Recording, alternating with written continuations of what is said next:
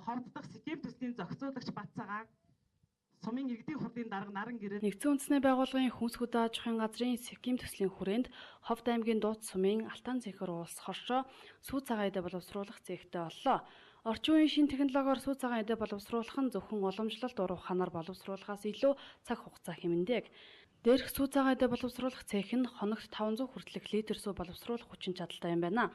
Одоогийн байдлаар ямаа, үхэр, сарлагын арц, маасал, цэцгийн тос, хэвтэй аруул, жимстэй цэцгүүдэд тараг болон сурагчийн сүү зэргийг үйлдвэрлээд борлуулахад бэлэн болжээ. 60 хүний бүрэлдэхүүнтэй сайлчин эмэгтэйчүүдийн бүлэг саасан сүүгээ шууд үйлдвэрт нийлүүлж эхлээд байна. Үүнээс гадна 6 сайлчин бүсгүй тус цехэд ажиллаж байгаа юм а.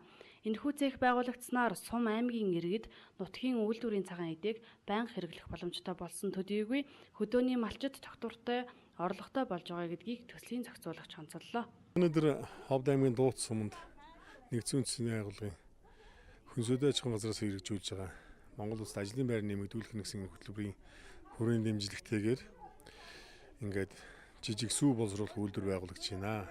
За манай Монгол Улсад маань өнөөдөр мал аж ахуй 66 сая төгсөн малын ийм их малтай мөртлөөсөө малчид маань зөвхөн малын тоогоороос орлого олж амьдарч байна. Малын гаралтай түүх үедээ боловсруулах тал дээр бид бас дутагдaltaй асуудлууд байдаг. Сүүн мэн зарагддгүйгээс, сүүн мэн боловсруулагдс, борлуулалт зах зээл байхгүй гэдгээс шалтгаалаад одоо бас малчид маань орлогогүй ийм байдаг.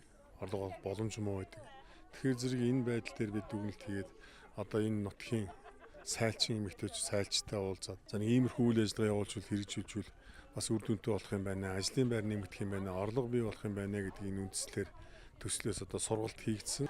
Энэ маань нэлээхэн үр дүнтэй гэдгийг батлагдсан. Өнгөрсөн 4 сар 5 сард бид бас Булган суманд бас нэг ийм үйлдвэр нэгдсэн.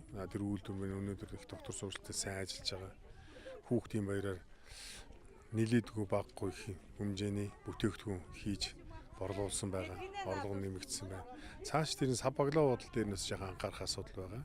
Энэ дээр бас төслөөс анхаарна. Эцсийн энэ дүн дээр бол одоо сайлчт маань, малчт маань өхрөөс агаад сүүгээ борлуулах.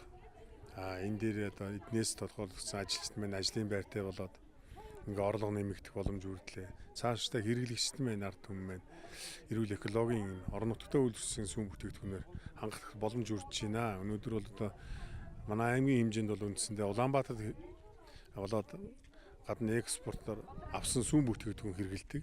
Тэгвэл одоо яг орон нутгад үйлдвэрлэсэн малчтын гадраас шууд үйлдвэртэй боловсруулад ирэх юм бүтээгдэхүүн хэрэглэх юм боломж үрдэж байна.